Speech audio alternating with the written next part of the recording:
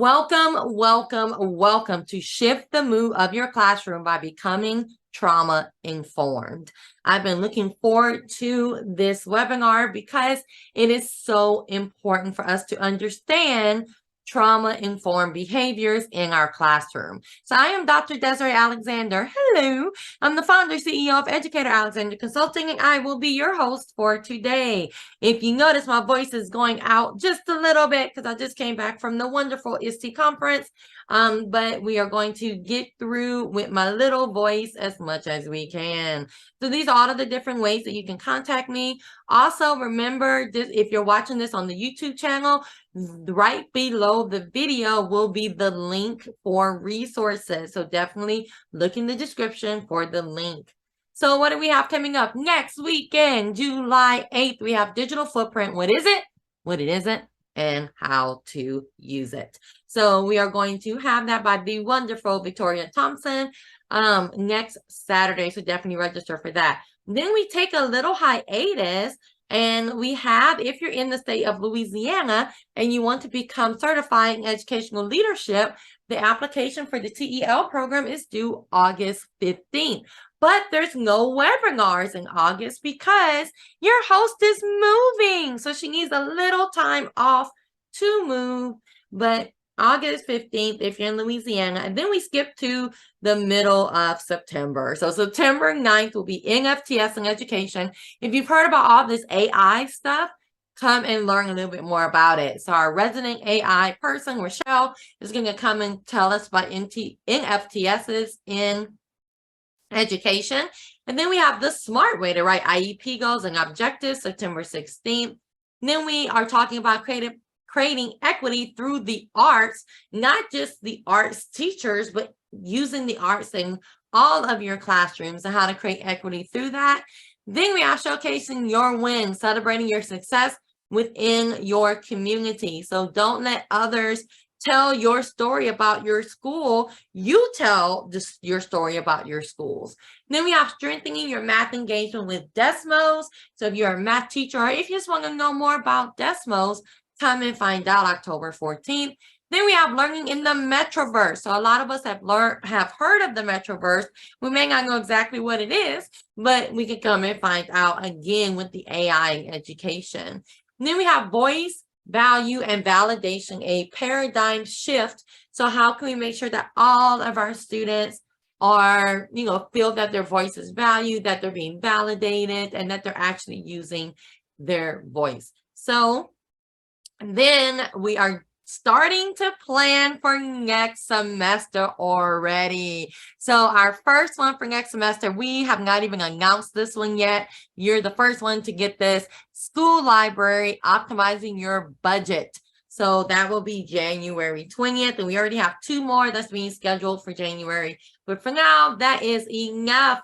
We always have our online classes. We can come and do test prep for Google, for the SLLA exam, all that good stuff. And remember to always tell me what you want to learn, what you want to see, and what you want to present. You don't have to be, a big old presenter. This could be your first time presenting. Come and test your skills with the EA webinar series. You can tell me what you want to learn and what you want to present at this link.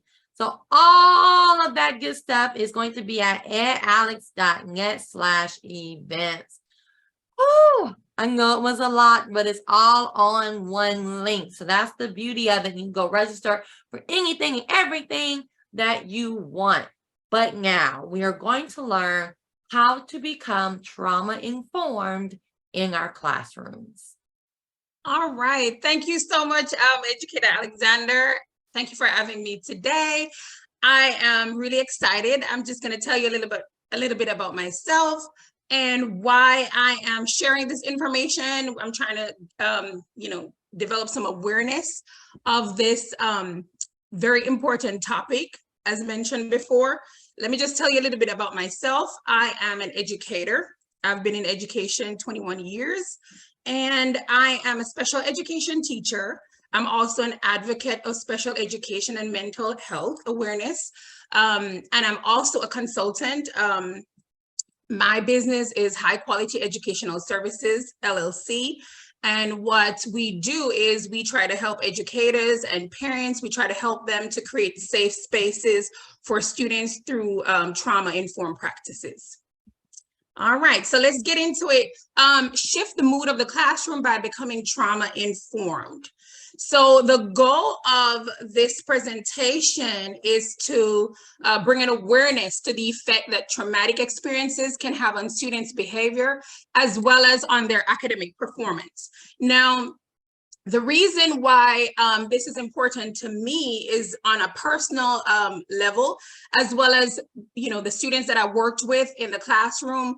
I felt like I was not prepared as a teacher to deal with some of the situations that students were, you know, had to deal with at home, had to deal with in the community. I did not feel like I was prepared to deal with those in the classroom. And so at times it was very difficult in the classroom setting. And so I, you know, became very curious because I had my own experience of dealing with trauma and not dealing with those right then and there. And so a few years ago, I went through a very difficult time. And after getting some help with dealing with my own trauma, I felt like it was necessary for me to help my students and to help others to become aware of the effect that trauma can have on people. And so I went into doing a lot of research. And so I'm sharing some of the research today from Dr. Perry, Dr. Bruce Perry. He's very well known. He's a well-known psychiatrist, and he's also a senior fellow of the Child Trauma Academy. And also from Louise Michelle Baumer. She's an author, she's a therapist, she's also a certified teacher practitioner. These individuals have been doing this for over 30 years. I know Dr.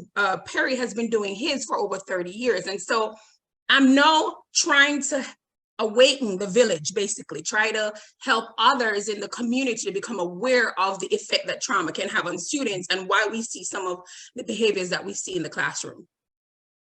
All right, so on our agenda, we're going to look at trauma and the causes of trauma, and then we're going to look at the impact of trauma, how trauma affects the mood of the classroom, how we can set the mood of the classroom by creating a safe space, and then we're going to get into a game where you're going to be able to have a little fun, and then whatever question and answers you might have, and then we're going to get into the next steps.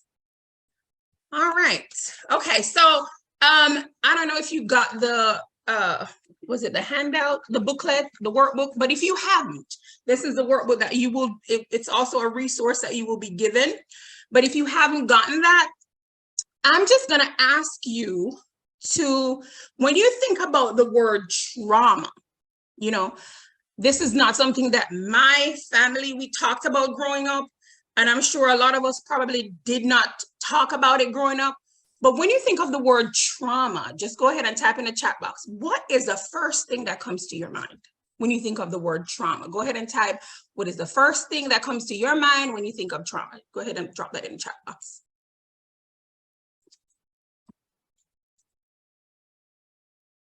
And there is no wrong or right, any word, whatever comes to your mind first. All right, I see PTSD, absolutely. Difficulties, issues, yes. Sadness, absolutely.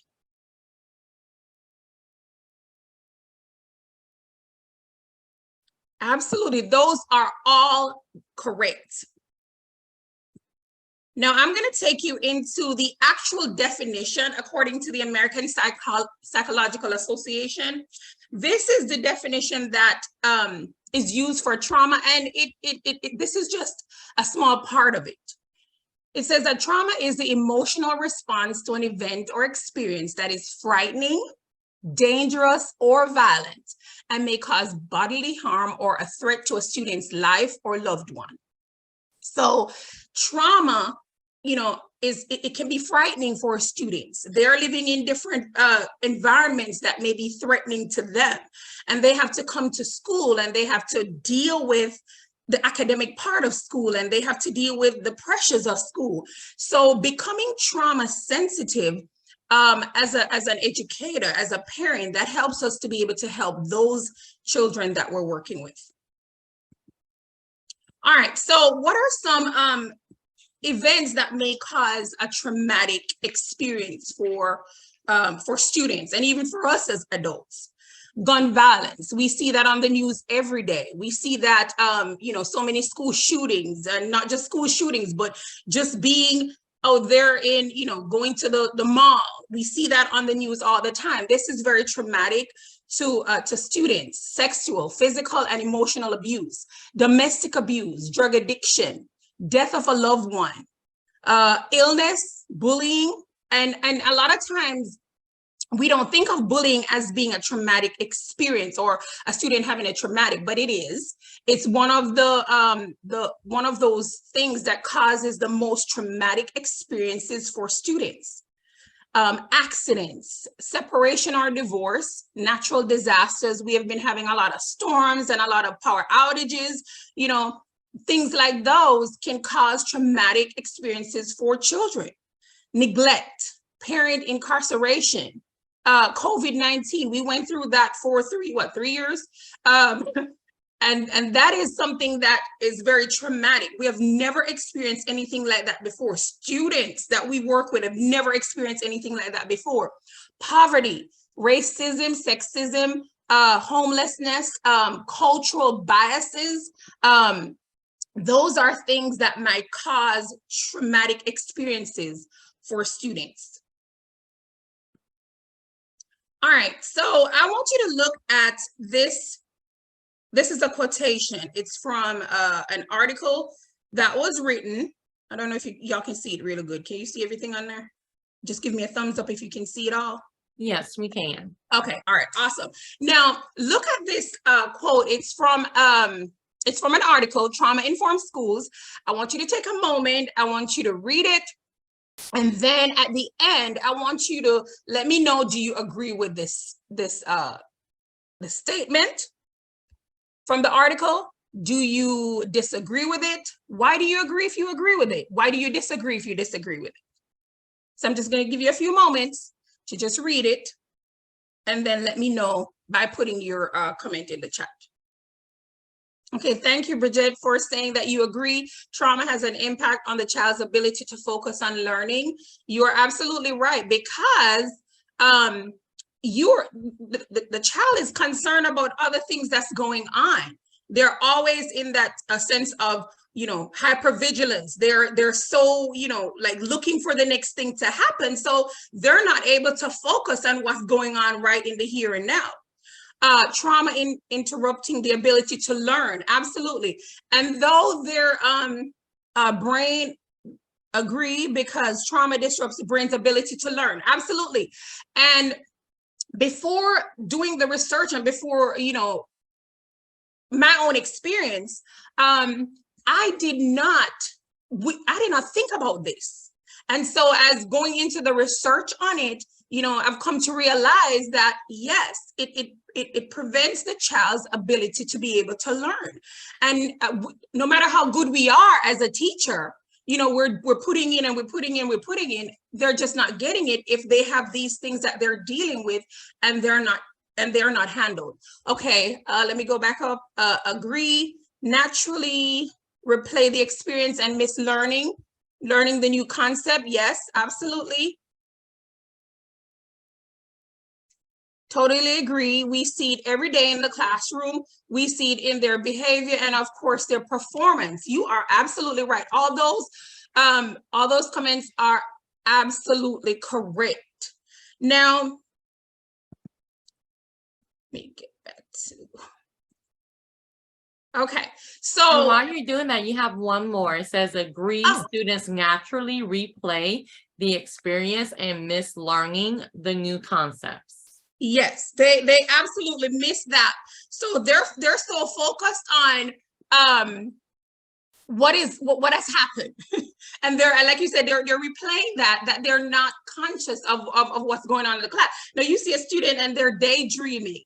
Sometimes they're like, out of the zone, pretty much, like we would say. Something else is going on, and they're not able to receive what we're teaching.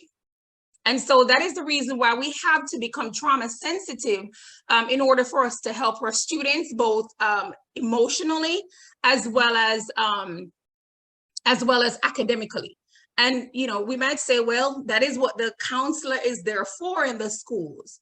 But most of us already know the counselors are, you know, are far and in between. There are few counselors for a great number of school population. So when teachers have this awareness and they become, you know, literate as far as social emotional learning, trauma-informed practices, then they're able to help their student. And they're the direct connection between the student. They're there for them directly. So having this knowledge will help them to help their student. All right, so let's look at some data. And this is from the Association of School Psychologists. And this was in 2021. It says, and this probably has changed because, you know, when we look at the news, this, you know, gun violence has increased tremendously. So it says that nearly 35 million children have experienced at least one event that could lead to childhood trauma, and about 72% of children and youth in the United States will have experienced at least one stressful event, such as gun violence, abuse, neglect before age 18. And this probably has gone up, you know, because gun violence is so prevalent, you know, abuse, neglect, you know, because of the times that we're living in. We're living in very difficult times. So these statistics may have gone up. So having an awareness of what students go through, some of the things that might cause a traumatic experience for them, this will help us to have a little bit more empathy. When we see the behaviors that they are exhibiting, this will help us to have a little bit more empathy towards them.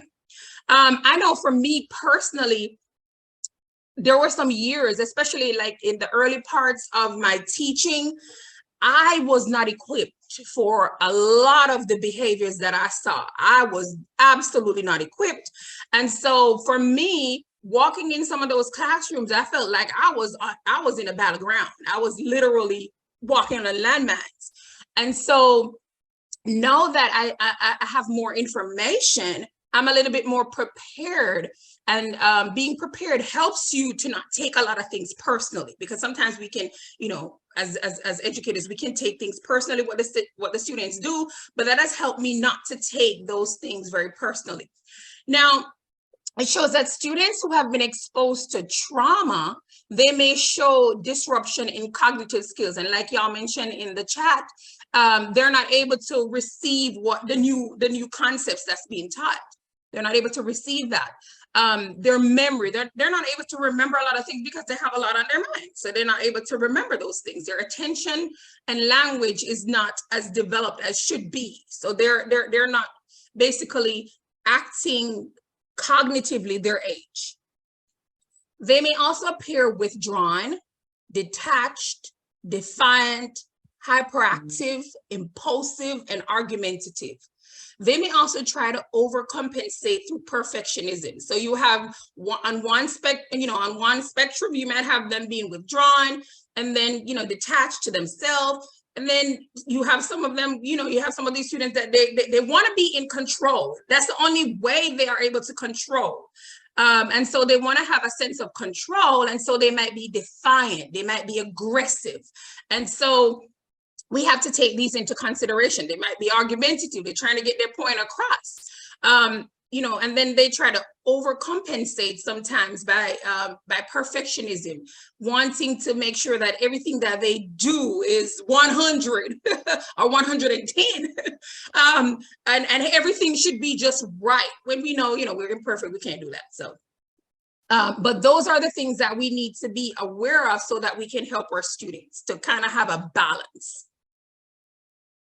All right, so you can put your answer in the chat, or well, you can in this part you can actually unmute in order to answer this part.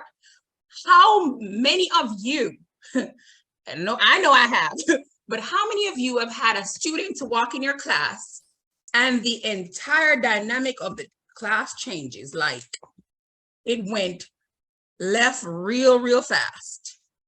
How many of you have had that experience and disruption starts in the class? I'm talking about, depending on how long you've been in teaching, how many of you have had that student to just walk in the class and you're like, oh my God.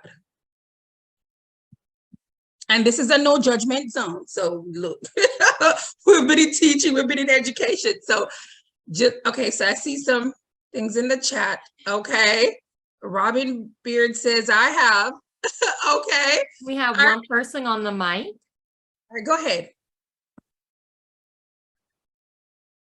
I'm not sure if we can hear her, but she is on the mic. Okay, I can't. Probably me. Oh, we can hear you now. Okay.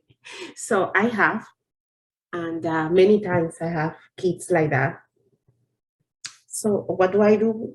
What did I do? Sometimes it just depends. I talk to the kid outside. It just depending on the student, it depending on the class. But we always have that kid that every time that he arrives, everything changes. Just one, and then it just destroy the environment of this classroom, sadly. Okay, thank you for sharing. Thank you for sharing that. Absolutely, we have all had that one or sometimes two students that when they walk in the classroom, the entire dynamic, either we have somebody trying to argue with them trying to argue with somebody else, and there is some kind of disruption in the class. And our first mindset is we need to let that student needs to be somewhere else, and we need to go on with our class. That is where the zero tolerance policy, came about, where, we need to make sure that those students who are focused, who want to learn, they stay in the classroom, and then, we remove any kind of disruption from the classroom. However, that has not worked. That has not worked because, many schools that have a high rate of suspension and expulsion, data has shown that those schools are not doing well academically. So excluding students has not worked. And so that is why a lot of states are now adapting that, that trauma-informed or trauma-sensitive practice in the classroom in order to help teachers to be able to deal with the situations that they're dealing with. Now, when a student comes into class and it's very they're very disruptive, no, there are consequences. And that's what I'm going to get into. Like, what do we do with when there are disruptions in the classroom? How is that handled? Or what do we do before? Because trauma-informed practices is kind of a, you wanna prevent the situation before it actually happens. You wanna put things into place before that actually happens, okay? All right, Robin Beard says, I tell the student to continue. I would tell her that I'm sorry you're having a bad day, but there's another way to handle the problem. Yes, I like that. Absolutely, I like that. Okay. All right, absolutely. Thank you so much for sharing. We have one person on the mic. Okay. Hello. Hi. So hi. So I've had that happen plenty of times. I had it happen when I first started as an educator, and I really didn't know how to handle the situation. But as I went further in my career, I would allow the student to pretty much voice or calm them down, try to calm them down first. And then when they calm down, allow them the time to kind of speak and let me know what the issue might be that is causing the disruptions or causing the bad behavior. Because sometimes it varies, like the student might not act like that all the time, but then an episode might have caused them to act disruptive. And so just trying to get to the bottom of the issue of what may have led to the disruption in the first place is what I try to do. And I do that by maybe like letting them take a walk with me or letting them do something that will really decompress them. So like just walking or getting a drink of water or something that's really going to calm them down, and to the point where they can start to communicate with me what the issue might have been that led up to that behavior. So that's pretty much how I handle it. Absolutely. I love that. Absolutely. And if we think about our own selves, when things are happening at home, you know, we might have some, you know, death of a loved one. We might have illness that we have to deal with. We have family responsibilities and things like that. And so we have a lot of things that's on our mind, things that might have been traumatic, loss of a loved one. And so when we get in the classroom, sometimes we're not 100%. And so we have to put ourselves or think about the student, think about ourselves and the situations that we have to deal with and how that makes us feel. And then put our students in that position, because they're dealing with a lot and they're not equipped to deal with what they're going through. Okay. So thank you for sharing. Thank you all for sharing your thoughts on that. All right, so trauma and its impact. What is the impact that trauma has on individuals, on students? What is the impact that it has? All right, so for one thing, it might cause flashbacks, like someone mentioned in the chat. It might be flashbacks where students might have nightmares. They might become aggressive. They might have panic attacks. They might become emotionally shut down. So a lot of times, we like working in a special education classroom setting, I've had situations where my student, something happened, and then I take the student to work with the student, and they're like, they just shut down. And you're like, what happened? And you have to kind of get to the bottom of what happened in order for you to actually teach the student what you're trying to teach. You have to get them in that safe space, safe mode before you can actually do any teaching.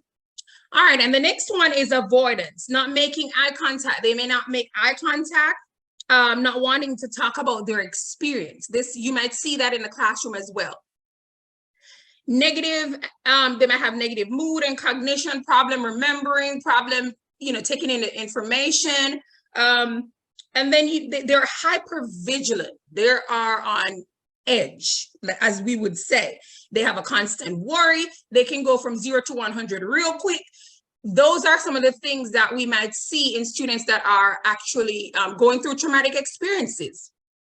Dysregulation, their inability to manage their own emotions. And so trauma sensitive framework, or being trauma sensitive as an educator, as a parent, you're trying to teach these students how to be able to regulate themselves. You show them, like if you're going through like a tough time and something is happening, you can model, show them how to regulate themselves. And then eventually, after doing that over and over and over again, then they're able to regulate themselves. Anxiety and depression, that's one of those as well. Trauma can lead to a heightened anxiety, heightened depression, low self-worth, lack of confidence, feeling unloved and inadequate, being emotionally numb. There is emptiness, there is a disconnect from others. So we want to help students to be able to deal with the impact that they're having based on because of the traumatic experiences that they have had.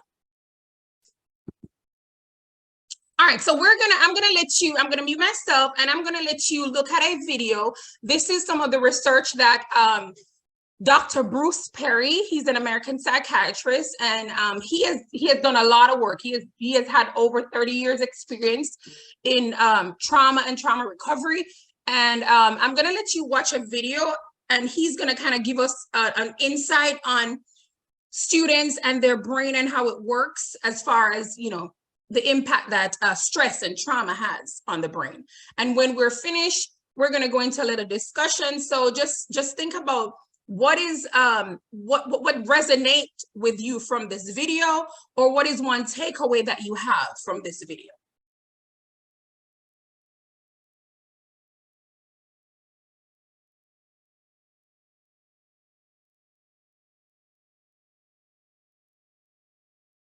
Okay, so for this part, you can actually unmute your mics. what resonates with you, or what is one takeaway you have from Dr. Perry's video on the neurosequential model of how the brain works and how trauma and stress affects the brain? We have someone unmuted. Robin? Well, I think that what he said about, how you're put under pressure and you can't remember something that you know the answer to. And so that was kind of insightful to know that, they're in that moment, and so they can't remember how to handle the situation, or to remember that they really are accepted in their classroom. Awesome, awesome. Thank you. All right, I think someone, retrieval from the brain. And then someone says a safe environment allows your brain to function properly. Erica Payton Fletcher, absolutely. It allows you have that sense of calm. And so you're able to function, you're able to flourish in an environment like that. Absolutely, based on what Dr. Perry mentions. Okay, or anybody else wants to share anything?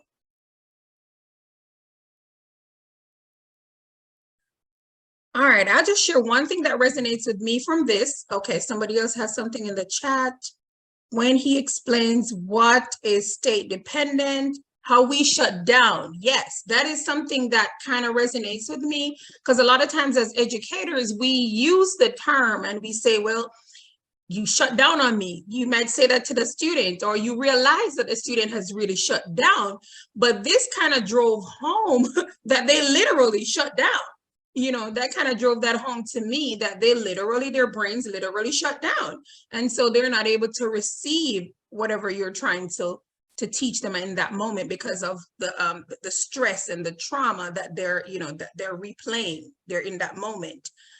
All right, anybody else has anything? Okay, I see something else in the chat. And how it's not intentional. Exactly. And sometimes we might take it personally, especially as new to education. Sometimes, you might take it personally and think it's a personal thing against you, but it's not. After doing this retreat, I realized it's not a personal thing, and we should not take it as something personal.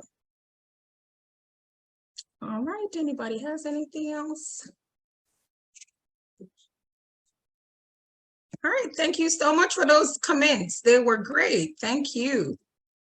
All right, so with Dr. Perry's neurosequential model, what is mentioned is that we want to make sure that we're looking at it. We're not counselors, we're not psychiatrists as educators, but being able to be aware of this and what we need to do for students is it's a win. It's a positive for us and for a classroom environment. So what he mentions is that we want to start from the bottom up. In the section of the brain where there's a fight, flight, freeze, that's a reaction to stress and trauma. We want to be able to soothe or quiet that part of the brain. And then we get into the, so that we can get to the upper parts of the brain. We can do that through movement. Who was it that mentioned? Bridget, I think you said, was it Bridget? I think you said that you would walk with your student. You would give, take them on a walk. Yes, physical movement is important. And that is one thing that has been taken out of the schools. Being able to go on recess, being able to go outside and play, physical activities, that is important in order to get the brain functioning the way it should. Building trust with students, because one of the things with trauma and is that there's students are distrustful of individuals. They're distrustful, and so we have to help them to build that trust. And then when we do all of that, then they're ready to learn. Then we get to the top part, which is the cortical part of the brain, where they're able to take in the information that we're trying to teach. And so this is a model that kind of resonates with me, And so a lot of research that, you know, have done is based on this, this model from Dr. Perry. All right, so how trauma affects the mood of the classroom. We're gonna look at how does it affect the mood of the classroom, because it does. And then we're gonna get into what are some of the things that we can do in order to set the mood, the right mood of the classroom, you know, with our knowledge of trauma sensitive or trauma informed classroom. So number one, for many students who have experienced traumatic events, the school setting can feel like a battleground and not a threatening environment. So they're coming from threatening environments. The school ground is just seen as another one. And so they're on hyper alertness. The second one, dysregulation, not knowing how to regulate their own behavior. And so we have to teach them strategies to regulate themselves. And then students have limited focus, not being present in the moment. Cognition is difficult for them because they're not present in the moment. They're not getting what you're saying. They're daydreaming, they're spaced out. They're not getting what you're saying. And then students' distrust of adults. We have to help them to build connections and be able to build trust in adults. But it's going to be a two-way street, because if they're going to build trust, we have to show ourselves as adults to be trustworthy, you know, for them, in order for them to be, you know, to have that trust in us, we have to be trustworthy. Okay, so it's a two-way street. And then being hyper alertness, hyper vigilance, they're alert to the next danger. It's kind of like they're watching over their shoulder. They're looking for the next thing to happen. And then teacher burnout. You know, teachers are constantly having to send students out. They're constantly having to redirect. They're constantly having to, you know, it just causes burnout. And that causes teachers to just want to give up. And then the next one can lead to drug abuse, incarceration, and health problems later in life. And there's research that shows that a lot of students who have had traumatic events that happened to them, those traumatic events that weren't dealt with or weren't supported, or this has led to, you know, incarceration of people, drug abuse, because they're trying to find something, you know, some substance. It becomes substance dependent. And also they might have health problems, other health problems, high blood pressure. Not to say that that's the only reason why you have a high blood pressure, but it has shown to cause that. Heart problems because of the stress. It has shown to cause those problems. All right, and if you have it, well, the questions at the end, somebody has something in the chat. I wonder if it's taken into consideration the amount of work, the rigor, and the lack of physical activity when they implement the curricula. Okay, it's just a statement you're saying? Okay. All right, it is. All right, so how do we create this safe space for students? How do we create this trauma sensitive space for students? Well, the first thing is that we have to change our mindset. We have to change our mindset from it's my way or the highway. It's you know, we have to change that mindset that we have, that, you know, I'm just not going to deal with it. I'm just going to send you to someone else, or I'm just going to send you to the counselor. Let them deal with that. I don't have time for that.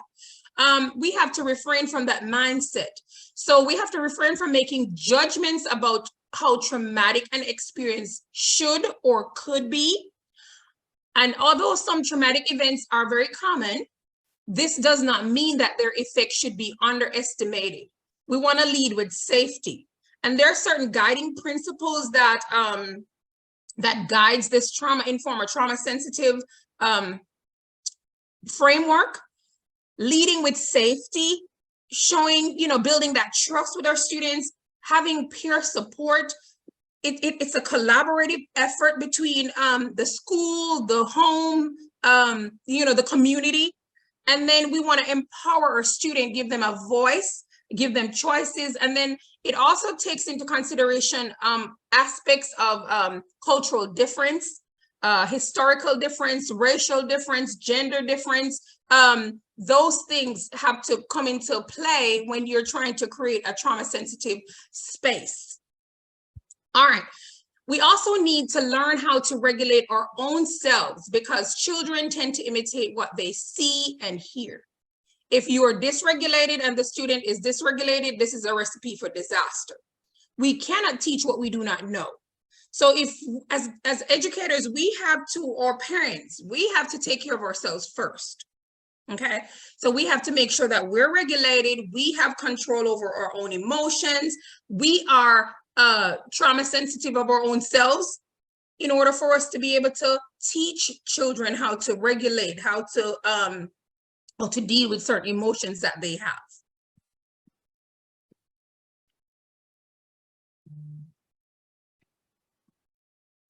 All right, so with the neurosequential order map of Dr. Bruce Perry, and also her name is Louise Michelle Baumer.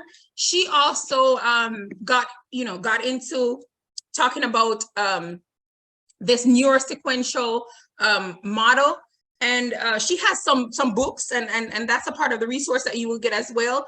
Her book, Know Me to Teach Me, is a very good resource that you can also use as an educator, as a parent, that gets more in depth into how to create these safe spaces for students who have experienced trauma. All right, so the first thing that we want to do in order to help students in creating this safe space is to make sure that our students are regulated. So we want to regulate our students. We want to soothe our students. We want to create an environment that can soothe whatever fight, flight, freeze mode that's going on with our student. We want to calm that environment. And in order to do that, we want to create safe spaces. And what we can do we can be consistent with our routines. So, at the beginning of the year, you're told, make sure that you're going over your routines, your procedures. We want to make sure that we're consistent with those routines and procedures. This is the time in which we want to create boundaries for our students. We want to create them. We want to explain to them, help them to create some of the boundaries within the classroom. And this will set the tone for a safe space. All right, another thing we want to make sure that we're doing in order to create a safe space is that we're going to teach students how to give them regulating skills before they actually need them. So we want to teach these skills before they need them. So this should be a regular part of our day. We already don't have a whole lot of time, but taking 5 minutes to teach those regulatory skills, and even in the moment, like things happen with you, you can model to the students how they can regulate themselves. Like, somebody does something, you might be a little bit irritated, but then you can show them how they can use, or you can actually use those situations to teach your students how they can regulate themselves. You want to provide sensory breaks. I am big on that. Because I worked in with exceptional learners, and I am very big on breaks, because when you're working, you need time to calm down. So breaks are very important. Sensory breaks throughout the day, 5 minutes here, 5 minutes there, going outside, enjoying the sun, enjoying the fresh air, taking a walk.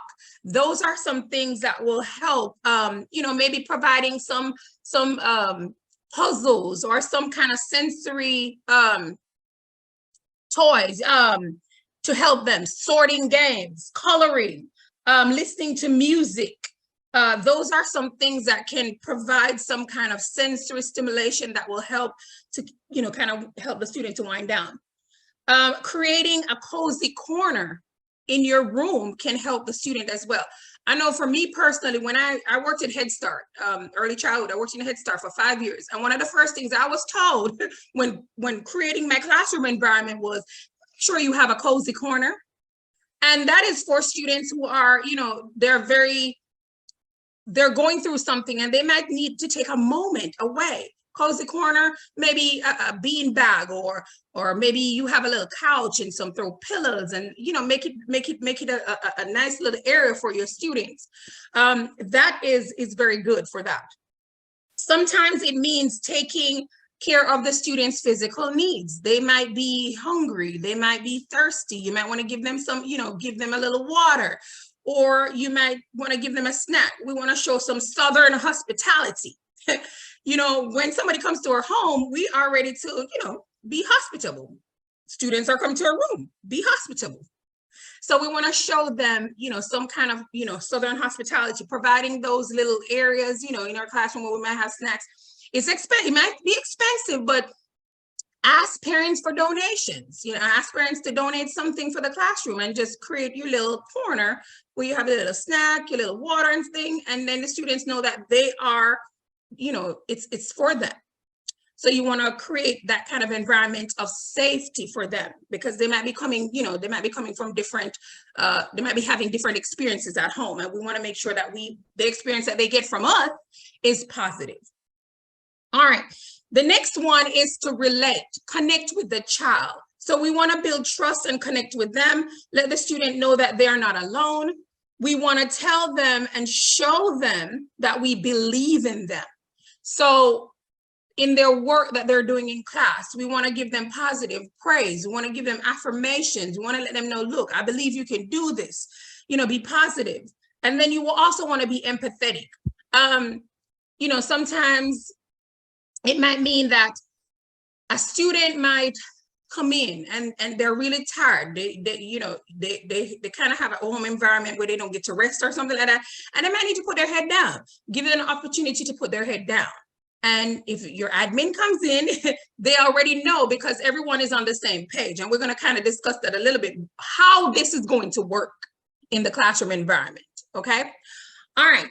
The next thing is reason. We want to support the child and help them to reflect. Okay. So we want to model to the student what the appropriate behaviors are when we're in the moment, like something happens with us and we're in the moment, and you know, something disturbing might have happened to us. We can show them, model to them the positive behaviors that we expect them to be showing in the classroom. Let them know that their choices matter. Give them a voice through their choices. So allow them to make choices, okay? And sometimes it's very difficult. Sometimes, you know, as adults, you want to have that rigid rein. You want to be consistent, but you don't want to be rigid, okay? So you want to have a certain amount of flexibility by giving your students choice in the classroom. You want to teach them how to respect others and why it's important to respect others and why it's important to stay calm. But go back again, you have to be showing that. You have to be modeling what you want your students to be showing in the classroom. All right. And then we get to repairing the relationship. Help students with mending relationships and reconnecting. So we want to refrain from the power control model. And when I say the power control model, I mean where you're saying it's my way or the highway, and this is how it's going to go on in here. That is not empowering your student. That is disempowering your student. You want to have your routines, your procedures clear and in place, but you don't want to have that power control model, because if you do, you're going to have a lot of power struggles in the classroom. You also want to use what is called random acts of kindness in the classroom. Okay, so you want to create opportunities for where you can show random acts of kindness to different ones in the classroom. You know, maybe have a time when you give your students little gifts, give them a little break, extra time in the classroom. You know, create that environment. Have a time when maybe on a Friday they might can have a day when they are having snacks. They can have snacks and work, or snacks, music, and work. You know, you want to create those kind of environments so that students are safe and they feel as if they're part of that environment. Okay. With the repair as well, you want to increase your structure. Now, sometimes with repairing, sometimes you are going to have a few times when you have to kind of like redirecting your students. But with the redirecting, you want to increase your structure and routine and supervision. And what that means is sometimes you have to call in reinforcement. Okay. And reinforcement means that you might want to get the help of administration, or you want to get the help of the counselor. But you're going to increase your routines in the class when you find that you might have some negative behavior showing up. Increase your routines, increase your procedures, increase your supervision. Okay. And then the next thing in repairing is that you want to reinforce the fact that there are choices and it is possible to make the right choice. Okay. So let your students know choices, but making the right choice is the important thing.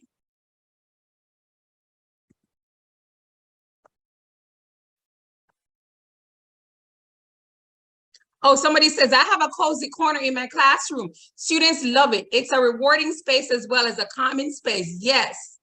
And the thing is, these are some things that we learned a while back, and then we started stepping away from those things. But it's kind of like we have to get back into, the basics, those things that we used to do in the classroom. All right. So how can another way in which we can have a trauma-sensitive space, a safe space for students, is in our language. These are some trauma-sensitive language that we can use because our words matter.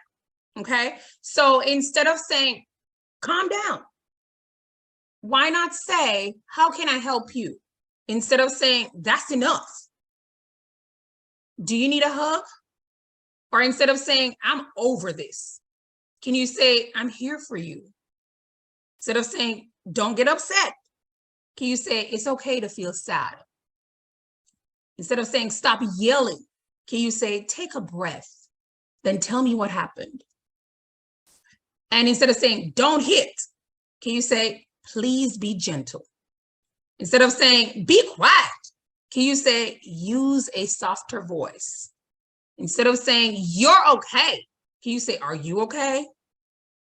Instead of saying, stop crying, can you say, I can see this is hard for you.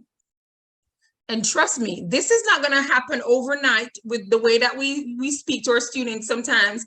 It's going to take practice, intentional. And someone says, let's see, someone was saying, yeah, we have to be deliberate and intentional in these things that we're doing. It's not going to happen over time, but repetition, doing it over and over is going to actually help to create that environment. And it's going to be, good for us. It's going to be good for our students.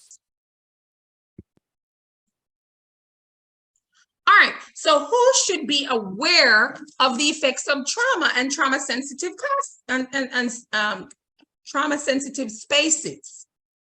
Everyone that the child comes into contact with. The calm presence of parents, teachers, administrators, support staff, custodial staff, cafeteria staff, nurse, SRO officers. This helps the student to feel safe. So everyone needs to be on the same, they're on the same, everyone is contributing to creating this safe space. It should be all hands on deck, okay? If the environment is to be trauma sensitive, it has to be all hands on deck. All school personnel needs to know the process, and it will take consistency from the start of the school year all the way to the end of the school year. Okay, so it has to be consistent. It has to, you don't do this today and then tomorrow you're doing something else. It has to be consistent. It has to be everyone is trained and everyone knows how, knows what trauma looks like and knows how to deal with students who have gone through traumatic experience. Because if you're trying to do it in your classroom, and then somebody else is doing something else, then it's less than, whatever you're teaching will be unlearned. So everyone needs to be on the same, the same space, basically. All right, so we're gonna play a little game. All right, so this game is you're in a pickle.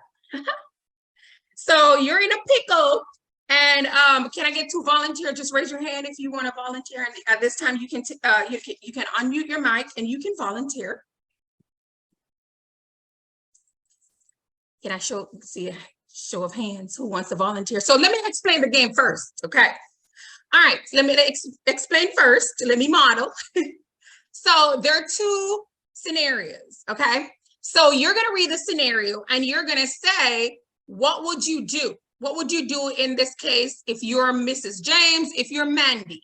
What would you do in that situation? And like I said, there's no wrong or right, but it's based on what we just learned about trauma-sensitive classroom, trauma-sensitive environment.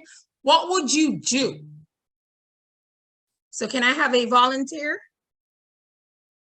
So you can choose anyone. You can choose number 1 or number 2. What would you do in that situation? So we have Bridget will be our number 1, and we're waiting for our number 2. And like I said, there's no wrong or right. It's just based on what we just discussed about trauma-sensitive classroom.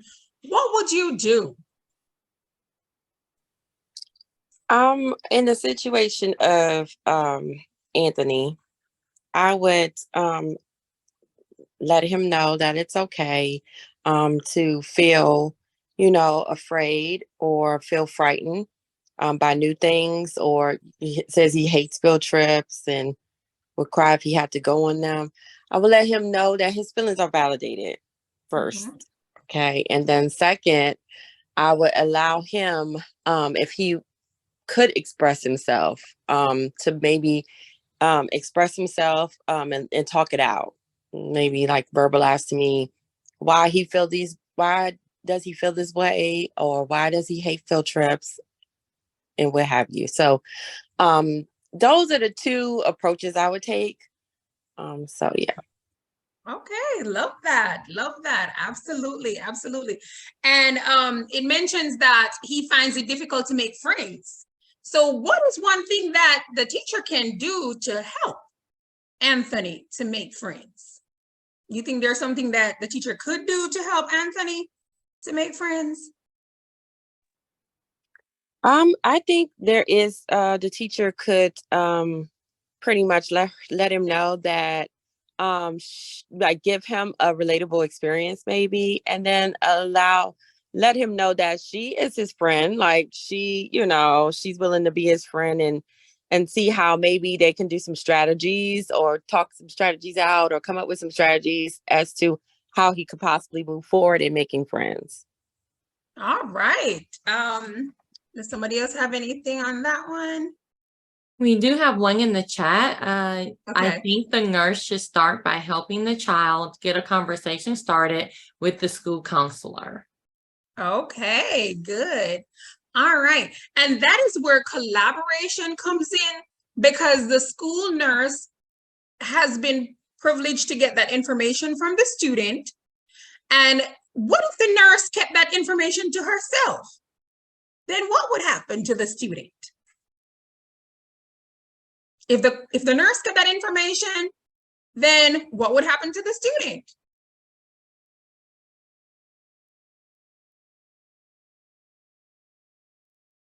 Another person says I would identify a kind person to partner with him.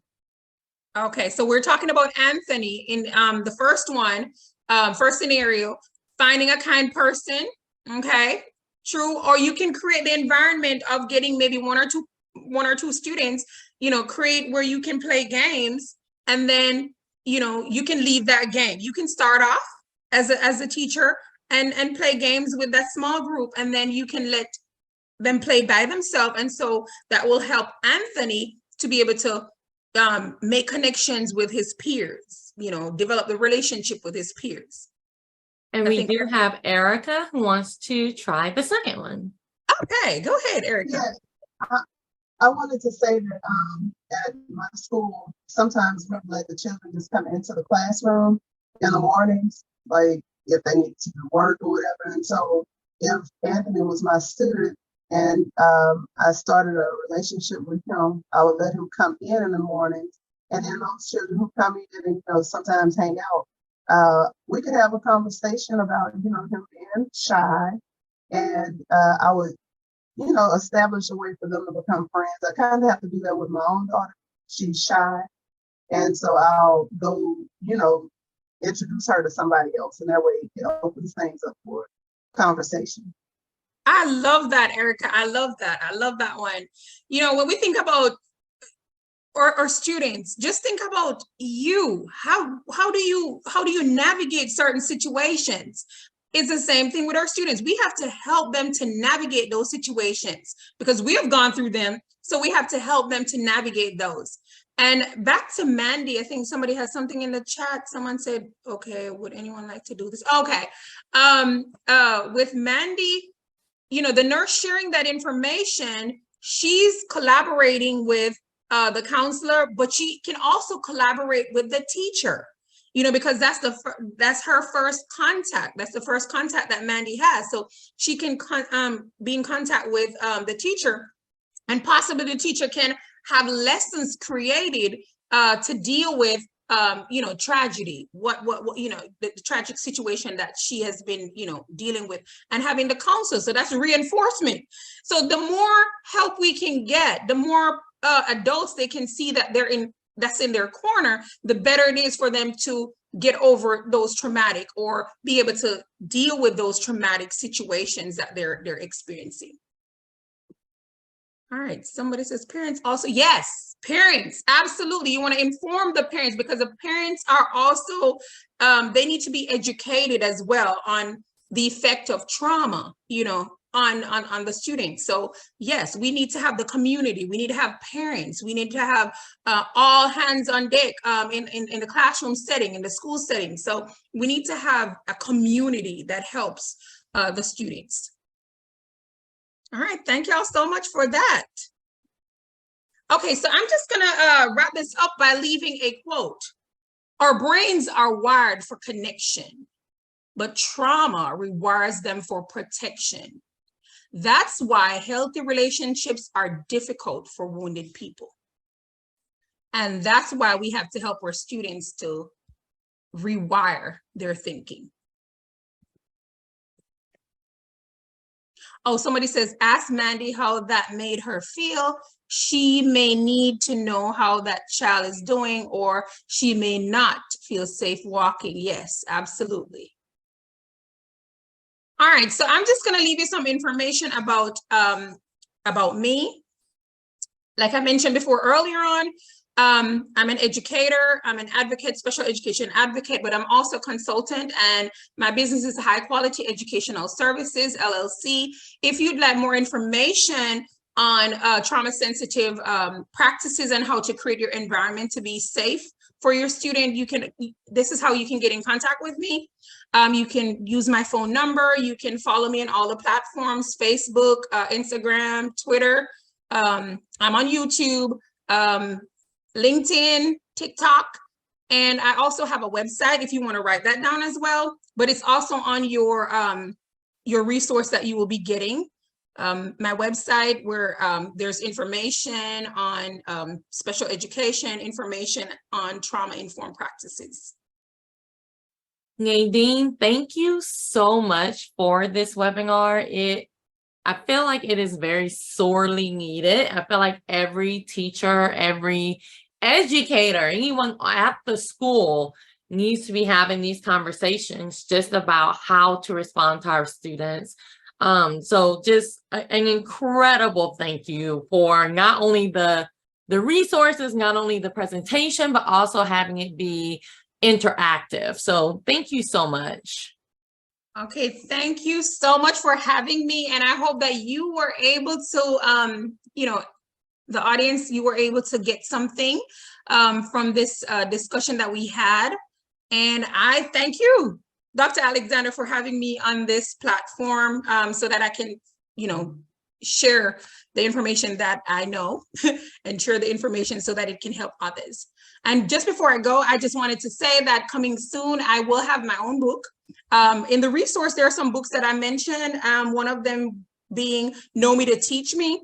And coming soon, I will have my own book on trauma. Healing from Trauma is Possible, where I get into my own experience with trauma and how I've been able to find some kind of healing. And also, looking at generational trauma, how trauma can transcend generations. So yeah, that's coming soon in the fall.